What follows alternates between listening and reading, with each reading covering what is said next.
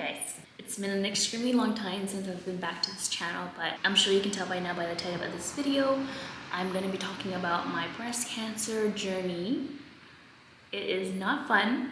However, we did it. We're done. We are done radiation. We're done chemo. I have 5 years of hormone therapy, which is going to be a breeze. I feel like getting diagnosed with breast cancer at 29 is quite shocking to me and everyone around me, just because stigma of breast cancer, especially mammogram age, is 40, and obviously this is something that I wasn't expecting to be going through in my late 20s, but I feel like I'm not the only one, and I feel like there's a lot of girls who have reached out to me who are in the similar age range, some even younger, with the same breast cancer diagnosis. And I just want you guys to know that you're not alone, and I've been through it. And I feel like because I've been through it, I can give you guys some tips and tricks as to how I kind of like breezed through my chemo and everything. I'm not saying it was easy, but I did it. I'm here to tell my story about it. So I feel like if you're going through this, just know that you're not alone, and it's doable. It's definitely doable. If you're younger, it sucks to get diagnosed at a younger age, but there's an advantage to being younger. You can come back and get out of it super quick. So now it is 2023. I got diagnosed in 2022, which is last year. In about March is when I found my lump. I was just watching TV one day, and I was kind of like holding my breast, and on my right breast was where I got diagnosed. So I found a small lump the size of like a frozen pea beside my nipple, and obviously I was like not thinking anything of it, just because when you hear about breast cancer, you're thinking 40 is the age for mammogram. I wasn't sure if I actually felt something or if it's just in my mind, so I went to feel it again, but it wasn't there anymore, so I couldn't find it. Fast forward like maybe 2 months or a month after, I was watching TV again, and I was cupping my breast again, and I found it in the same spot. So obviously at this time, I'm really concerned, and I'm just like, okay, it's definitely there, it's not moving, it's hard. Still the size of a pea, but this time it's not moving, it's rigid. So I had my boyfriend felt it, and he's like, okay, that's not normal, but it's also, you're only 29, so it's almost nearly impossible that it could be anything. But go get it checked out anyways. And as some of you guys know, I have had my breast done, and I've done a lot of vlogs about that on this channel. So at the time of, I didn't have a family doctor, so the only thing I can think of is maybe going to see my plastic surgeon to see if he has any recommendations. I went to his office. He had a handheld ultrasound machine that he used. Both see the pea-sized lump on the screen, and obviously given my age and I have no family history of breast cancer or any type of cancer, he's telling me that it's most likely a fatty cyst, which is apparently really common in women in their 20s and 30s due to stress.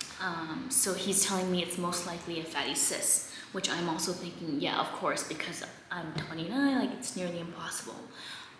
So he sends me to an ultrasound specialist just to kind of get a peace of mind. So he books me in for an ultrasound appointment with the clinic. I go, we do an ultrasound, basically the same thing that he did in his office, but with a bigger, more legit machine. And you know, the nurse was like, why aren't you booked in for a mammogram? Because I was only booked in for an ultrasound. And I'm like, I'm not sure.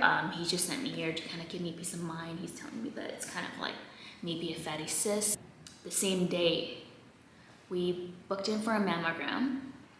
And I did my mammogram, which is kind of like a weird experience, especially when you have implants, because they have to like squeeze your implants like a pancake.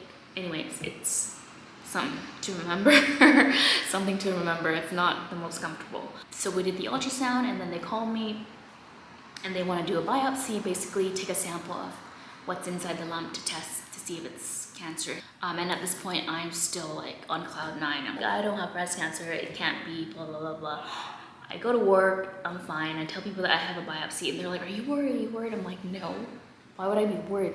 It's like nothing, you know, I just want peace of mind that it's a fatty cyst. I go out for a biopsy, which is not painful. They obviously numb you with the needle to your breast, and that's kind of uncomfortable. But you know, I've had Botox and fillers done, so that's like not even near the experience pain-wise of like lip fillers. So it was like 5-minute long, one needle, I don't feel the rest. They take a sample of the inside of my breast to sample it, and I wait about a week for the results. My breast was like purple the next week, like severely purple. I got COVID the same week. I guess I was just weak in general, and right when I got my biopsy, I got COVID, so I had to stay home for a week.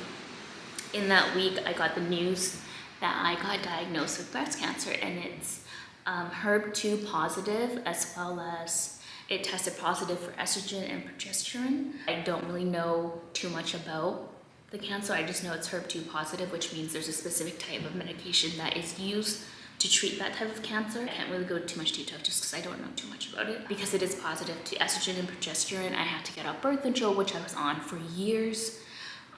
Since I was like 18, and now I'm 29, so like almost like a little over 10 years. So I had to get off birth control, and basically at that time I was planning a Europe trip for the summer and was gonna go to Asia for like 6 months or something longer, and I had to basically replan all my trip because I had to be here for a lumpectomy, which is where it's a surgery to remove the lump itself. So luckily, because I did a genetic testing, I did not test positive with any cancer genes. I was able to do just a lumpectomy. I didn't have to do a mastectomy, which the surgery went really well. They took a sample of my lymph node and my armpit, and unfortunately one of it tested negative, or tested positive for cancer, so it's basically already started spreading to my lymph node and my armpit. Only one, but I was diagnosed with stage 2 basically. So we started up with a lumpectomy. I did that. We go into chemotherapy. I did 6 rounds of chemotherapy. I did once every 3 weeks. And I can talk more in depth about my chemo experience in a separate video. Obviously, you lose your hair. This is a wig. You lose your hair, you lose your eyebrows, your eyelashes, whatever, so. You're tired, you're exhausted.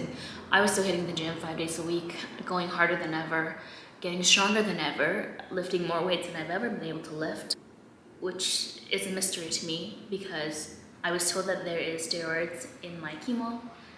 However, I was told that it's not the same type of steroids that, you know, bodybuilders use. But can you explain to me why I was lifting like more than I've ever been able to lift, and then the moment I finished chemo, I got weaker. I was not able to lift the same amount of weights I was used to. So that's that. I did 6 rounds of chemotherapy, 19 rounds of radiation. I just finished my radiation about a little over 2 weeks now, and I still have my radiation marks here. It took me quite a while to recover. It was blistering, red, rashes, raw skin, all that fun stuff. So now I'm gonna be going for my first hormone therapy shot within this week. I will be doing that for about 5 years. Eventually the shots will be transitioning into pills. And basically with hormone therapy, that's gonna make your body go into early menopause, and that's something that I'm really looking forward to.